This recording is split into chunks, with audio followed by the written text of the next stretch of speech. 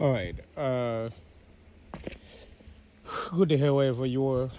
This is just the back of my house, a little garden that I have. Why am I using this garden today?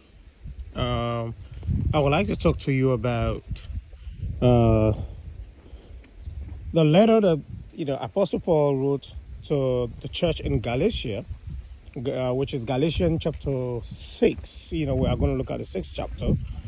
Uh, If you look at this garden really well, you will notice that every seed that was planted here happens to be the seed that came up. So this is corn, right? We planted a corn seed, and the corn seed, germinated and it bear fruit. All right. As you can see, we have flower sauce, which is palavas. We have corn on the other side as well. So this is what we planted, and this is what came out. All right. So this is the seed. We got the seed of a corn, and we sowed the seed into the soil, and the soil gave back in form of germination. It gave back um, what was planted. So we planted a corn seed, we sowed the seed, and it gave us corn. You see?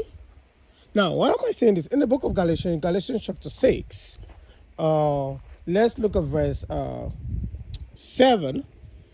Verse 7 says, "Be not deceived, God is not mocked." All right?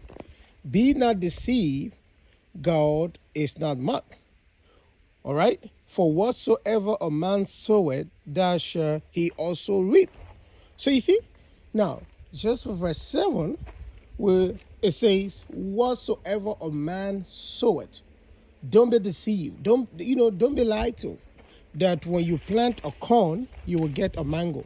When you plant an orange, you will get a corn. It is not going to happen. Whatever you sow into the soil is what the soil is going to give to you back. All right?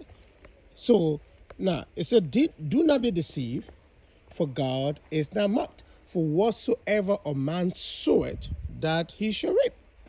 All right? You see? So let's look at verse 8. Verse 8 says, "For he that soweth to his flesh shall of the flesh reap corruption, but he that soweth to the Spirit shall of the Spirit reap life everlasting." All right? He said, whatever you sow is what you will reap. If you sow to the flesh, you reap corruption, because the flesh, the desire of the flesh is to, is go in most cases go contrary to the way of the Spirit of God. All right. So the flesh always wants to fulfill, be satisfied in a worldly way. All right. But the scripture says, if you sow to the Spirit, what happened? Let's look at it again. If you sow to the Spirit, what will be the benefit? He that soweth to the Spirit shall of the Spirit reap life everlasting. All right. So if you sow to the Spirit, that is submission to the Spirit of God, at the end of the day, you will reap what? Life everlasting, because you reap the benefit of it. So if you sow deceit, definitely you are going to get it back. You are going to be paid back in the same coin. So I decided to use this little garden, in order for me to show you a practical example of it. Now, if you are in the constant habit of pulling people down, you are in the constant habit of manipulating people. At the end of the day, you are still going to be, you are going to get a pay in your own coin. All right. So you cannot plant a corn. You see, we have granite. We have granite. So whatever you put into the soil is what you are going to get back. Now, there are so many ways that seeds can be sown. Now, for example, you can sow a negative seed that, we also germinate into a negative a negative reaction or negative benefit. All right, you'll be paid in a negative way. But if you sow in righteousness, if you are in the concept of building people up, trying to embrace them, trying to lead them to Christ, definitely your effort is not going to go in vain. You are going to be rewarded greatly.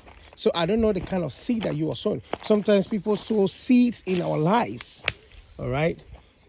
Seeds of destruction, delays, and all this stuff, which has to do with the demonic aspect of it, all right?